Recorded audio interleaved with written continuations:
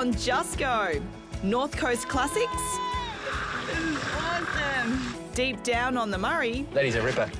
Oh! A few of my favourite things. It's sliced so thinly that it literally cooks in seconds. A beachside blast. Woohoo! So, let's go.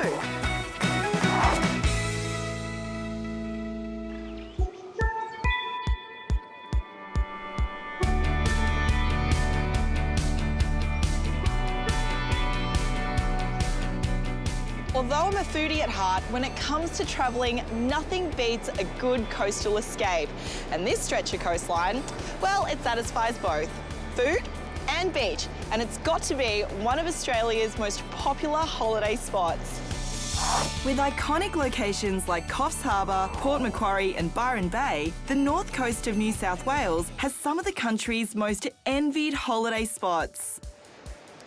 This is Cape Byron, the most easterly point of the Australian mainland. For that reason alone, the lighthouse at Byron attracts many visitors, just so they can say they've been there, done that. The beach below is one of the many draw cards that lure people to this fabled alternative lifestyle mecca. Speaking of alternative, sea kayaking. Is that different to normal kayaking? Should I be worried? Not worried at all. It's out in the sea though. Doug Ma from Go Sea Kayak assures me I'm in for a close encounter I'll never forget. What do you expect to see out there today? Well, expectations are a funny thing. It's all natural, all wild. I want to see dolphins and whales. Yes. We're going to put out some positive vibes out there, right? Fingers crossed, happy, joy thoughts. Yep. Love, peace and good vibes. So, yeah. That's what the dolphins That's are what into. we're all about. I'm ready. Yeah, cool. Let's go. Let's go.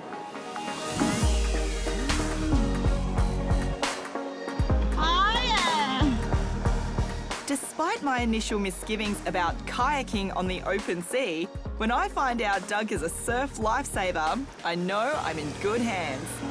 It's coming! Hey! This is awesome. After catching a few waves, we head further out in search of the wildlife I'm desperate to catch a glimpse of. Oh, dolphin in front of us. Hey, where? Oh my goodness! G'day, guys. This is so amazing. There you go. This is incredible. I've never seen them up that close before.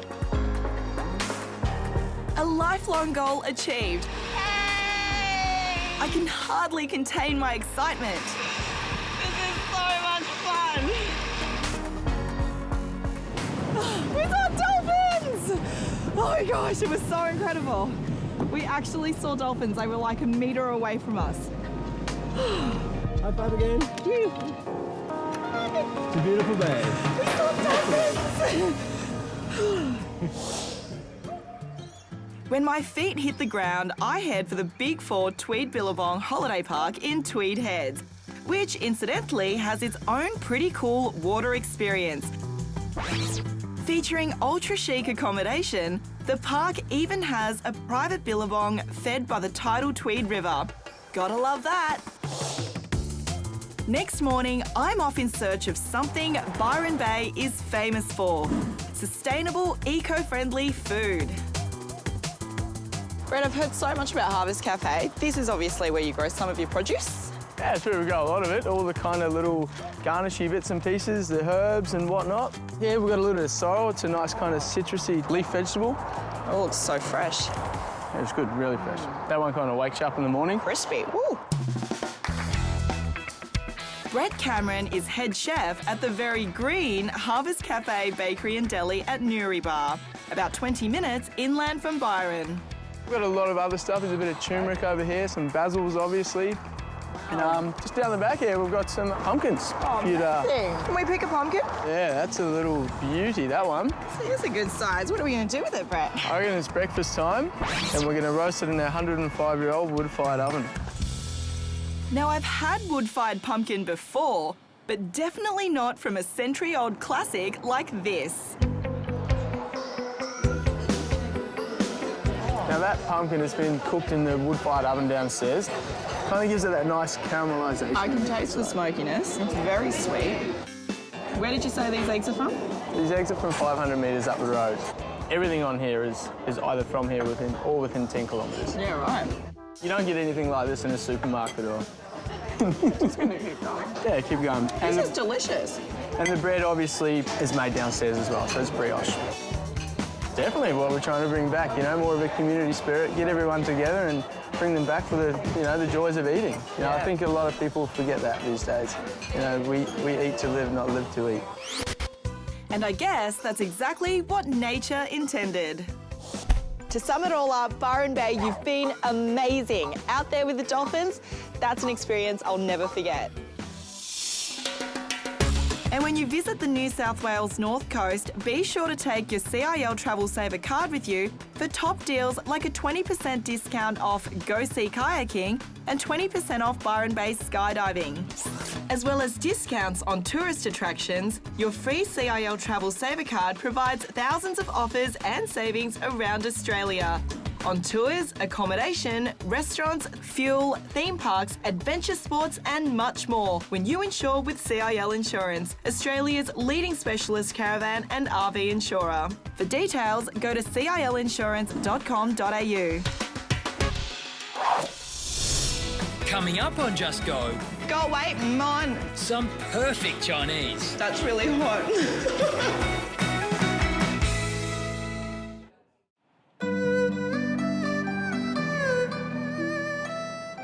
Go away, man. I'm terrible, guys. That's all I've got. As you've just seen, even though I come from Chinese stock, I had a normal Aussie upbringing. But there's one thing I picked up from my Chinese heritage, and that's love for Cantonese food. In particular, the hot pot.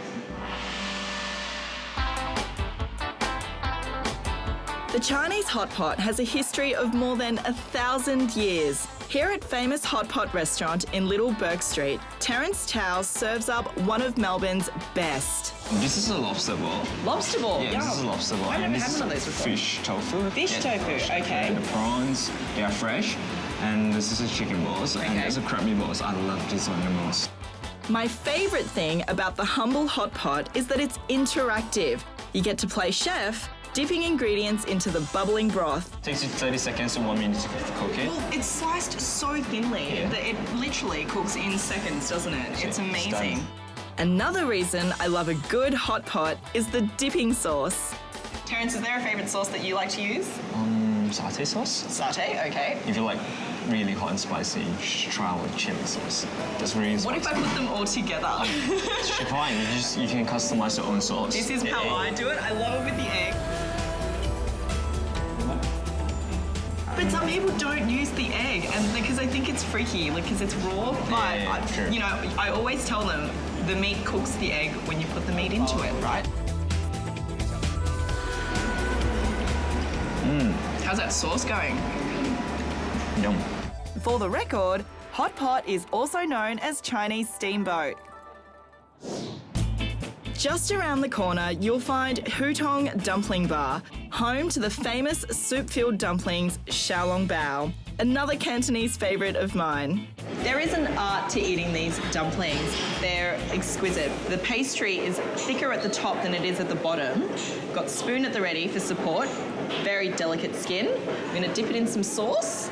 And the most important thing to remember is just to take a nip at the neck, let all the steam out, and test the temperature of the soup inside.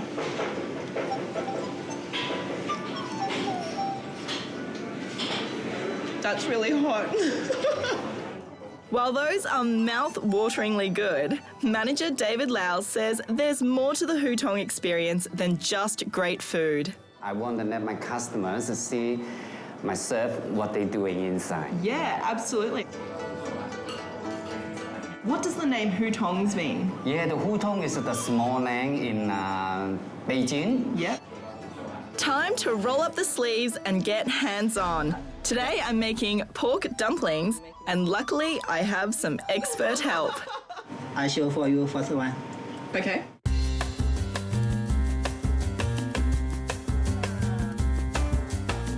Yeah, And then? slowly. Yeah. Slowly. Yeah, slowly. Mine's not going to be as good as yours.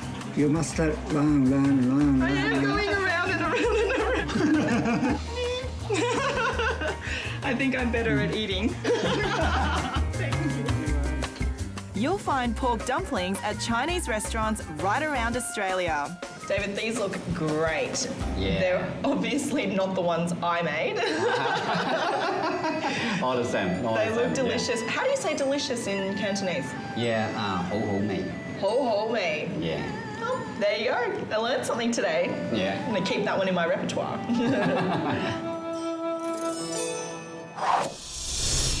Up next on Just Go, is the Murray really this big? They're making about 3,000 gigalitres of water. Oh, he's off again.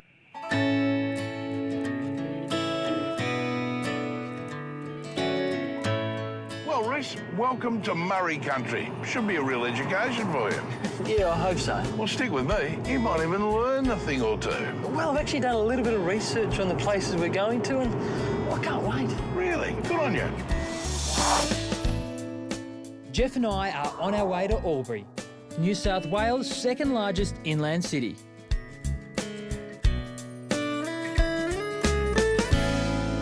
I wonder what's bigger population-wise, Aubrey or Wodonga? Well, Aubrey has about 12,000 more people, give or take. Gee, you have done your homework. What about these old buildings? It's a very historic and cosmopolitan town. Great climate too. In fact, as many sunny days as the Gold Coast, I'll have you know. Oh, thank you, sunshine. With a population of around 85,000, the twin towns of Albury and Wodonga constitute the largest city on the Murray. I got one for you, you know. Do you realise they once considered making Albury the capital of Australia? Yes, I did know that. And it wasn't always called Albury. It used to be known as Bungumbra Watha. Bungamba, Nah, Aubrey sounds just fine to me. A spot of fishing also sounds pretty good. And just 16 k's upstream from Aubrey, you'll find an angler's paradise. What a fantastic little bait shop this is, eh? That's a ripper. G'day, Rob. How you going, guys? Guess you do some fishing. Yeah, good get. They biting? Yeah, getting a few good reddies. Okay. The cod caught here last week, so... Yeah, let's go, eh? Rob Yeo from Lake Hume Hire takes fishing charters on, you guessed it, Lake Hume. What about a wager? Yeah, righto. Right, I bet you I get a kilo heavier fish than you. Mate, as long as mine's bigger than my lure, I'm happy. 20,000 hectares in size, Lake Hume is the largest body of water on the Murray. Mate, plenty of water, so there's got to be plenty of fish, right? Mate, this place is 6 times the size of Sydney Harbour. They're making about 3,000 gigalitres of water. Oh, he's off again. So, how long have you been fishing on the weir? That's what the locals call it, don't they? Yeah, oh, getting close to 15 years now. And in 15 years, what sort of fish do you catch? I've seen good yellowbelly up to 28 kilos come out here. Up to what? 28 kilos. Good grief, that's a fish. Murray cod top end, quite often get caught top end. The guy here the other week got one off the wall behind us. During the winter months, you get some really big trout. I'm your client, right? Catch me a fish. It's up to you to do that. Now, in case you didn't know, anywhere on the Murray River, you're officially in New South Wales. And I reckon the fish can tell I'm from interstate. Like you? Yes. We're New South Wales, whole thing. Because if we're in Victoria, we'd be catching fish. Hang on. Oh, here we go. Here we go, Coxie. Have a look at this. Just my luck. Whoa! Hello, hello, hello. Oh, that's a big one. That one. Have a good look. Good look at that, Coxie. Yeah, good bait fish, that isn't it? No, mate, that is a ripper. Come here, boy. Oh, no. Ah. Oh! Well, now that I've caught a fish, I asked Rob if I can take a closer look at the lake's mile-long dam wall. Now, it's quite an impressive structure, isn't it, mate? Yes, mate, it was built in 1919. And it was for irrigating farmland, is that Its right? mainly purpose is for irrigation. And I heard it took 1,000 men to build it, mainly manual labour, and they passed rocks to each other hand to hand. Yes, it started a quarry around the corner that's still there today with the bomb shelter, and that's where they got a lot of rocks from. Was it true they moved 2 towns when they built the dam because they would have flooded? Yes, mate, and some of the back of the houses slid off in transit. What, actually fell off the back of a truck? Yep. Hoi! Rob tells me during severe drought, when water levels are low, you can still see traces of the old towns on the lake bed. So what do you reckon, guys? You go back and do some more fishing? Oh, mate, absolutely, as long as Rhys here hasn't got more information to share with us. All I need to catch another fish. I'm ready. Oh, but did you know we're 300 kilometres from the source of the Murray in the mountains and 2,200 kilometres from the river's mouth in Hey, South... Rob, can you navigate us to where the fish are before good old Rhys here bores them all to death? When Just Go returns, hitting all the right holiday hotspots. Whoa, no!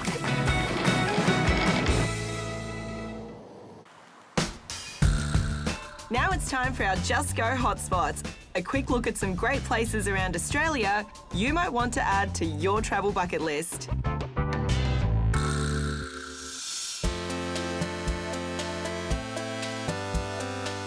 Adelaide is often called the city of churches, but if you worship food, like I do, then your first stop in the South Australian capital should probably be the famous Central Market. Bargains here, right fruit and veg, cheap as capsicums in the market. It's been the iconic food hub of the city for more than 140 years. If traditional cuisine is more to your taste, you can order a pie floater at most city pubs and cafes. Another South Australian institution, Penfolds McGill Estate Winery, is just 15 minutes away in the Adelaide Hills.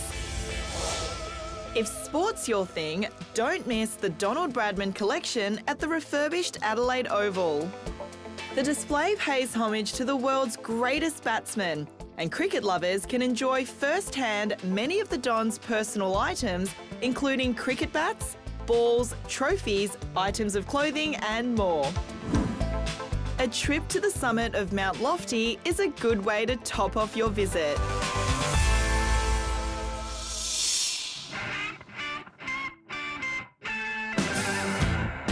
The Melbourne beachside suburb of St Kilda is famous for its great food, street markets and passionate arts community. When the weather warms up, Melbourne's most popular stretch of sand attracts thousands to swim and soak up the sun. But adventure seekers, you are in luck. It's also home to a smorgasbord of fun-filled activities such as kite surfing. Instructors will have you skimming over the waves in just a few hours. Tuesdays to Thursdays is a Twilight Beach volleyball competition run by Republica Restaurant and Bar. Or why not give yoga on a stand-up paddleboard a go? Seriously. If you're after a real adrenaline rush, try the craze that's sweeping the world, flyboarding. This extreme sport combines multiple water skills and isn't easy to pick up. Whoa, no! But it is amazing.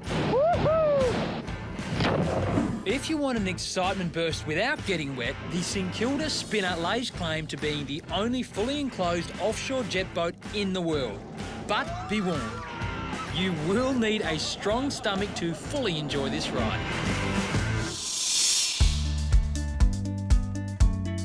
One of the oldest cities in Australia and the largest in northern Tasmania, Launceston is steeped in history.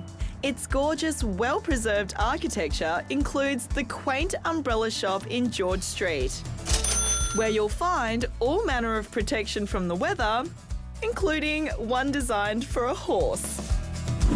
Cataract Gorge is the city's most stunning natural feature, and if you're not up to scaling the sheer cliffs, an easier way to take it all in is aboard a chairlift. The views on the 457-metre ride are to die for. If that doesn't cut it for you, an hour away at Latrobe, near Devonport, you'll find the Australian Axemen's Hall of Fame, a tribute to the men who forged a unique slice of our history. Built on the site of the first ever World Woodchopping Championships in 1891, the main hall is held up by 14 single tree trunks sourced from every state of Australia. These men really were pillars of the community. Well, that's it for now.